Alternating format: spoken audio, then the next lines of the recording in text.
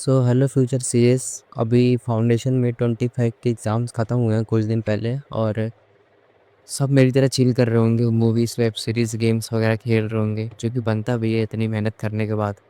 और अगर मैं अपना पर्सनल बताऊं तो मेरा ये सेकेंड अटैम्प्ट था मे 25 का। इस वीडियो में मैं आपको बताऊंगा कि मेरे एग्ज़ाम्स कैसे गए हैं, पेपर का लेवल कैसा था, और मेरे कितने मार्क्स आ सकते हैं मतलब ऑन एन एवरेज बेसिस पे। तो वीडियो को स्टार्ट करते हैं। और सबसे पहले तो पेपर नंबर 1 अकाउंटेंसी के बारे में बताऊंगा मैं। तो पेपर नंबर 1 अकाउंटेंसी जो है, इसके बारे में बताऊं तो भाई पेपर में क्या मेरे को पूरा मॉडरेट ही लगा। पूरा मतलब मॉड्यूल से ही आए हुए थे सारे क्वेश्चंस, सारे के सारे मॉड्यूल से लेके नॉर्मल क्वेश्चन थे। बस एक जो ये है क्वेश्चन नंबर 4A, इस क्वेश्चन में बस मेरे को बढ़िया क्वेश्चन आया, बस इस एडजस्टमेंट की वजह से। क्योंकि भाई ये एडजस्टमेंट पास्ट एडजस्टमेंट की थी और जितनी बढ़िया क्यों था, ये भी मॉड्यूल का ही क्वेश्चन है, डिट्टो उठाकर दिया हुआ, बाकी के भी मॉड्यूल का ही क्वेश्चन है, ये भी मॉड्यूल का है। और क्वेश्चन नंबर 6A की बात करें भाई, ये भी बढ़िया क्वेश्चन था। इसका जो लास्ट में आंसर आ रहा था कैपिटल रिजर्व का, वो शायद 10,000 या 4,000 ऐसा कुछ आ रहा था मेरा। बाकी आप लोगों का शायद अलग आ सकता हो। और ये जो ट्रू फॉल्स है, ये पढ़ के तो भाई मेरे को ऐसे लगा जैसे कि भाई कि मैं बिजनेस लॉ का पेपर दे रहा हूँ। मतलब बिजनेस लॉ को कॉन्सेप्ट उठा के दे रखी थी, और थ्योरी का पार्ट भी ठीक ठाक ही था। और क्वेश्चन नंबर 2 और क्वेश्चन नंबर 3 भी इजी थे, 20 मार्क्स तो इसको ऐसे ही आ सके पढ़ के। अगर ओवरऑल बताऊँ तो भाई पेपर तो बहुत बढ़िया था।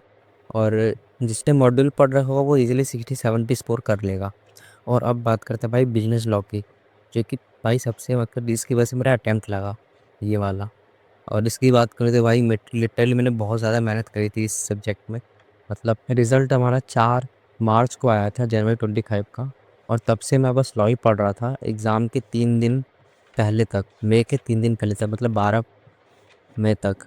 और तब तक भाई बस लॉ ही पढ़ रहा था मैं बस। और भाई लिटरली मेरे को अच्छा लगा बता दें कि मेरा एक पूरा एग्ज़ाम बढ़िया, कि मेरे को किसी क्वेश्चन में प्रॉब्लम नहीं आई थी।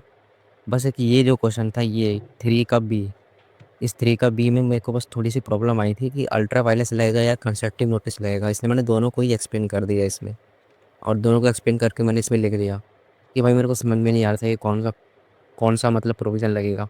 और बात करूँ तो भाई ये जो क्वेश्चन नंबर ये वाला था, क्वेश्चन नंबर 1 का ए, ये भी मेरे को आता ही नहीं था बिल्कुल ये तो मेरे को, क्योंकि ये यूनिट नंबर 9 का था कॉन्ट्रैक्ट एक्ट का, जो कि मैंने बिल्कुल पढ़ा नहीं था।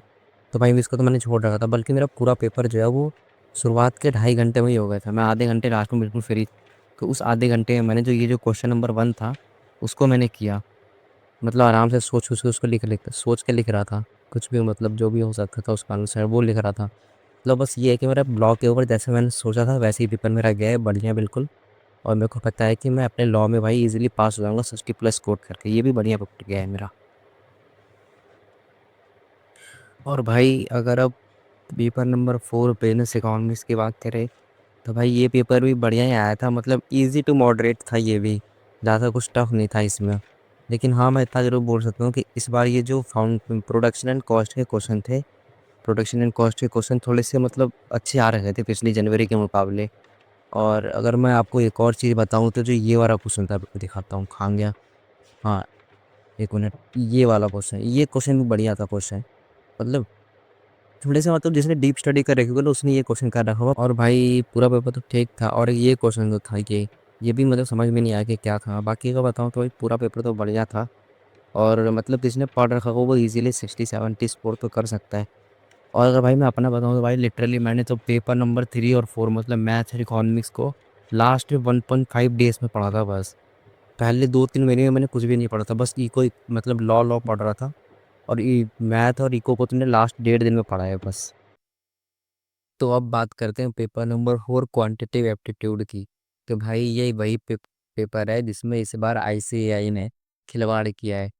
मतलब भाई बहुत ही लेंदी पेपर था, एलआर तो बिल्कुल भाई बहुत लेंदी थी। मैं पेपर को पीछे से अटेम्प्ट करता हूँ, इसलिए पहले मैंने यहीं से किया। तो फाइनेंस का चैप्टर था जो कि मेरे को अच्छे से आता था, तो मैंने इसको कर लिया है। उसके बाद मैंने बाकी के क्वेश्चंस अटेम्प्ट करे। और भाई लिटरली क्वेश्चन जैसे जैसे मैं अटेम्प्ट कर रहा था, मैं ये देखो ये वाला क्वेश्चन, भाई जैसे से अटेम्प्ट कर, अभी तो ये नहीं है अभी, और मैं आपको और दिखाता हूँ। ये देखो एलआर के क्वेश्चन, ये देखो इतने बड़े बड़े क्वेश्चन, इतने लेंथी क्वेश्चन थे भाई एलआर के। जब मैंने एलआर के क्वेश्चन देखे तो भाई मेरे को पता चल गया कि एलआर के क्वेश्चन इस बार टफ आ रखे हैं। तो मैंने एलआर के क्वेश्चन छोड़ के पहले मैथमेटिक्स और स्टैट्स से क्वेश्चन अटेम्प्ट करे, क्योंकि भाई एलआर भाई बहुत ज़्यादा मतलब डिफिकल्ट लग रही थी मेरे, इसलिए मैंने बाकी स्टैट्स और मैथमेटिक्स के क्वेश्चन अटेम्प्ट करे। उसके बाद मैंने सबसे लास्ट में एलआर करा, और लिटरली भाई एलआर में बस मेरे 8 या 10 ही क्वेश्चन बने होंगे, बाकी मैंने मैथमेटिक्स और स्टैट से क्वेश्चन ही काटे थे। अब भाई इस बार का अगर बताऊँ तो सबसे ज़्यादा बच्चे मैथ्स में ही फेल होंगे, क्योंकि मैथ्स का पेपर इस बार अच्छा बना रखा था जनवरी के मुकाबले। बाकी देखते हैं रिजल्ट में क्या होता है।